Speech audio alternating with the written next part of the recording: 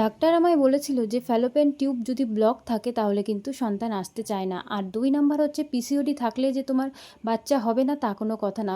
পিসিওডির মধ্যেও কিন্তু সন্তান আসে, সেটা কোনো সমস্যা না। কিন্তু ফ্যালোপিয়ান টিউব যদি ব্লক থাকে সেক্ষেত্রে কিন্তু সন্তান আসতে খুবই সমস্যা হয়।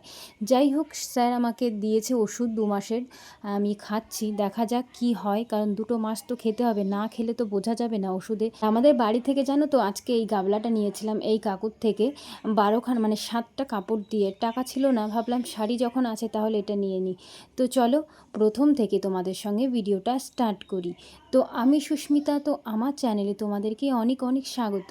সকালবেলা ঘুম থেকে উঠেছিলাম ওই 6:30টার সময়। ঘুম থেকে উঠে কিন্তু আমি বাসি কাজগুলো সেরে নিচ্ছি। প্রত্যেকটা মেয়ের কিন্তু সকালবেলার কাজটা একটু বেশি থাকে, সবাই এক এক রকমভাবে শুরু করে। তবে আমি আমার কাজটা না, আমি বিছানা থেকেই শুরু করি। বিছানাটা ঠিকঠাক করে তারপরেই কিন্তু আমি অন্যান্য কাজগুলো করি। সচরাচর সকালবেলা আমার ততটা কাজ থাকে না। কাজ বলতে আমার শাশুড়ি মাই কিন্তু করে ফেলে অনেক কাজই, যার কারণে কিন্তু আমার ঘরটাই পরিষ্কার পরিচ্ছন্ন করে ফ্রেশ হয়ে তারপরে আমি চলে যাই হচ্ছে রান্নাঘরে। এইটাই হচ্ছে আমার কাজ। সত্যি কথা কী বলো তো, নিজেকে না একটু পরিবর্তন সবাই দেখতে চায়। পরিবর্তন জীবনে না আসলে কিন্তু কোনো কিছুই ভালো লাগে না।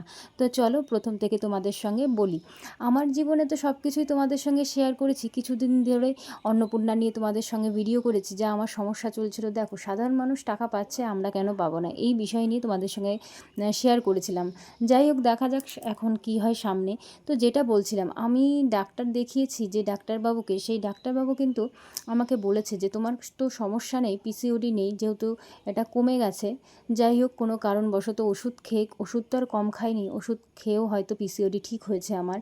তো যে আগের ডাক্তারটা আমি দেখাতাম সেই ডাক্তার থেকেই হয়তো আমার পিসিওডিটা ঠিক হয়েছে। আর এনাকে যাকে আমি দেখাচ্ছি, এনাকে আমি 2 মাস দেখাচ্ছি ডাক্তার।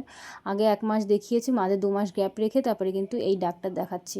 তো এই স্যার আমাকে বললেন যে তোমার যেহেতু পিসিওডি নেই আর হাজব্যান্ডের সমস্যা নেই, আবার সমস্যা একটু আছে বলতে, ঘুম টুম কম হলে, টেনশন মেনশন করলে, একটু স্মোকিং করলে কিন্তু এই জিনিসটা হয়, স্পামের সমস্যা। তো বললো এটা কোনো সমস্যা না, তুমি দুজনাই ওষুধ খাও। বরেরকেও ওষুধ দিয়েছে, বরমশাইকে, আর হচ্ছে আমাকে দিয়েছে হচ্ছে ফ্যালোপিয়ান টিউবের জন্য। বলল যে তোমার তো পিসিওডি নেই। এখন আমাকে টেস্ট করতে দেয়নি, এইচএসজি টেস্টটা ছিল, আমাকে উনি বলেনি যে এই টেস্টটা তোমার করতে হবে। তো আমাকে জাস্ট উনি 2 মাসের ওষুধ দিয়েছে, 4টে ফাইল, বলল এই 4টে ওষুধ তুমি ঠিকমতো খাও, তাহলে দেখা যাক রেজাল্টটা কী আসে। আমি বললাম ঠিক আছে। আমি এসছি বাড়িতে, বাড়ি আসার পর কিন্তু আমি ওষুধটা ঠিকমতো সময় মতো খাচ্ছি। কিন্তু কথা তো, যখনই আমি ওষুধ ঠিকমতো নিয়ে আসি আমার না একটাই টেনশন বাধে, সেটা হচ্ছে মানে একটা সমস্যা কী জানো তো, আমি সমস্যা আমার জীবনে শেষ হয় না। এসেছি কিছুদিন গেল, কিছুদিন ওষুধ খাচ্ছি, তার মধ্যেই আমার বাড়িতে নানান সমস্যা শুরু হয়েছে। তো যাই হোক, কী বলবো, একটা সমস্যা থাকলে কিন্তু এই মাথার মধ্যে ঘুরলে ঠিকমতো কিন্তু ওষুধ খেলেও কোনো কিছু কাজ করে না। জানি না আমার কপালে এই জিনিসটা কেন হয়, সব সময় বাধা বিপত্তি যেন আসতেই থাকে। প্রত্যেকটা সময়, প্রত্যেকটা মুহূর্তে আমার এই জিনিসটা ঘটাই ঘটে যাচ্ছে। এই তো 7টা বছরের জার্নি, তার সাথে কিন্তু ডাক্তার দেখিয়েও কোনো কিছু হচ্ছে না। তারপরে নানান টেনশান, নানান চিন্তা আমাদের মাথার মধ্যে ঘুরতে থাকে। শুধু একটা টেনশন হলে হয়? দেখো, শুধু তো ডাক্তার দেখালে যে কত টাকা লাগে একমাত্র যারা দেখায় একমাত্র তারাই জানে। সে গরিব হোক আর বড়লোক হোক আর যেই হোক না কেন, আমাদের মতো, আমাদের মধ্যবিত্ত পরিবারে ইনকাম কিন্তু তেমন না যে আমি প্রতি মাসে 5-10 হাজার টাকার ডাক্তার দেখালাম। কিন্তু যেটুকু পারি সেটুকুই দেখানোর চেষ্টা করি। কিন্তু কথা কি জানো তো, এক এক সময় না এতটা খারাপ লাগে যে এত পয়সা, এত টাকা আমি খরচা করছি, কোনো কিছু যখন ফল প্রান্তি পাই না, তখন না খুব কষ্ট হয় আমাদের মতো মানুষের। অনেকেই বলবে ডাক্তার দেখাচ্ছ, খরচ তো হবে, কিন্তু খরচটা কথা না, আমাদের মতো ফ্যামিলির না এরকমই হয় জানো তো। সম্ভব হয়ে পারে না সব কিছু সামঞ্জস্য করে।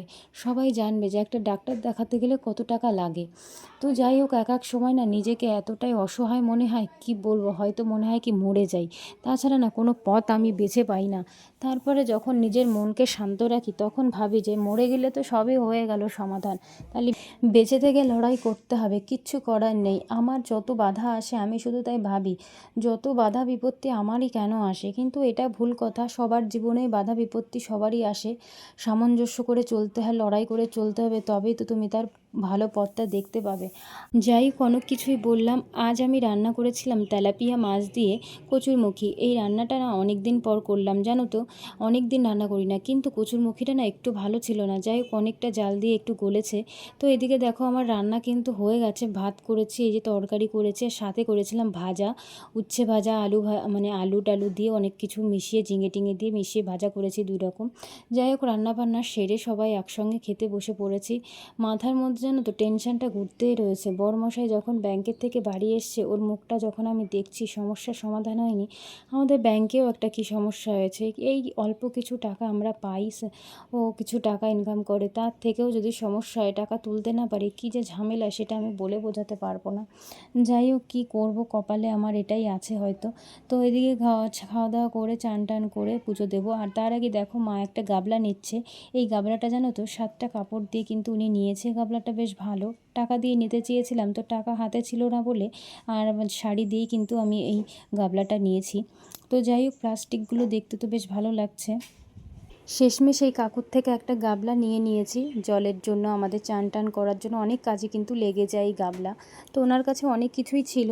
তো যাই হোক এখান থেকে এসে ঘরে এসে পুজোটা দিয়ে নিয়েছি। তো পুজো দেওয়ার আগেই কিন্তু উনি এসেছিলো, তো চান টান করে আগে ওই দিকে গেছিলাম।